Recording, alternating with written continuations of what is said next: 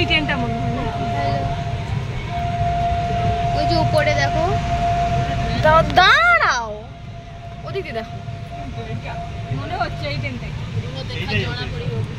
এইটাই এই তো খালি পুরো দেখছো মেকানিক। এটা কি মাল ট্রেন? মালগাড়ি। এটা তো মালগাড়ি, প্যাসেঞ্জার গাড়ি না তো।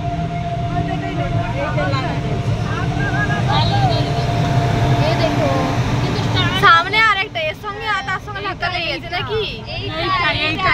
এই বাবা,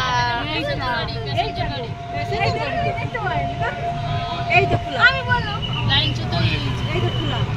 3টা 5টা 3টা 10টা 3টা 4টা 5টা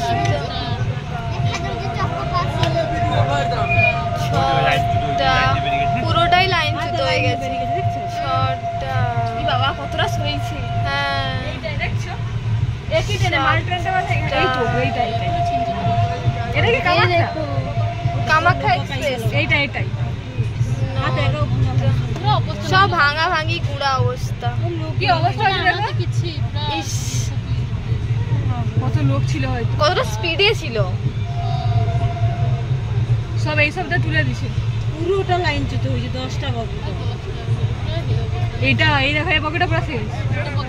এই লোক টোক ছিল নাকি গো? ছিল, ট্রেনে তো লোক থাকবে অবশ্যই। লোকের ক্ষতি টতি হয়নি? না না না, লাইন চ্যুত খুলে গেছে।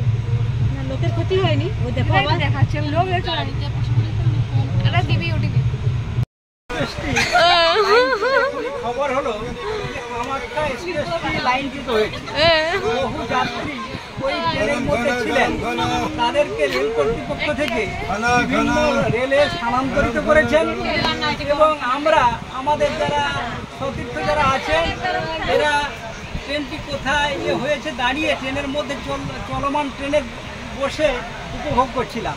উপভোগ কথাটা খুবই বাজে, দুঃখজনক ব্যাপার যে প্রাণহানি বা কিছু হওয়ার হতাহতের কোনো খবর নেই, কিন্তু দুর্ঘটনার কথা শুনে আমাদের মনের মধ্যে একটা খুব আশঙ্কা। কেননা আমিও যেমন একজন রেলযাত্রী হিসাবে একটা কষ্ট শিক্ষা করেছি, আর সেই সময় যারা আছেন তারাও সেই কষ্টের শিকার হয়েছেন। তারা কে কোথায় গেছে সঠিক বিবরণ আমি জানি না, কিন্তু রেল কর্তৃপক্ষ থেকে সংবাদ এসেছে যে ওনারা বিপদাপন্ন অবস্থায় বিভিন্ন খাদ্য সংকটে বিভিন্ন জায়গায় ঘোরাঘুরি করছেন।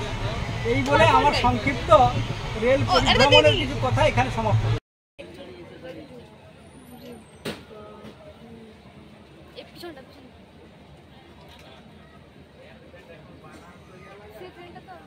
গরমে একদম নাজেহাল অবস্থা।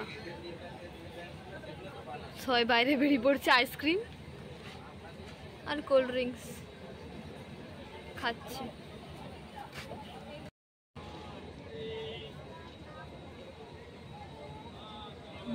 বাবা সবাই তো নামে পড়ছে। কিরম লাগছে তোমার এক্সপিরিয়েন্সটা?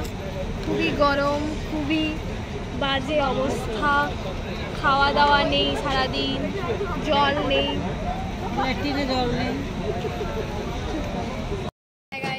আমাদের ট্রেনটা এখানে দাঁড়িয়ে আছে, আমরা যাচ্ছি হাওড়া থেকে সেকেন্দ্রাবাদ। কিন্তু কামাখ্যা এক্সপ্রেসের দুর্ঘটনার কারণে আমাদের ট্রেনটা এখানে দাঁড়িয়ে গেছে। কটক এখন আমরা ঢুকতে পারিনি, প্রায় 4 ঘন্টা লেট আমাদের ট্রেন।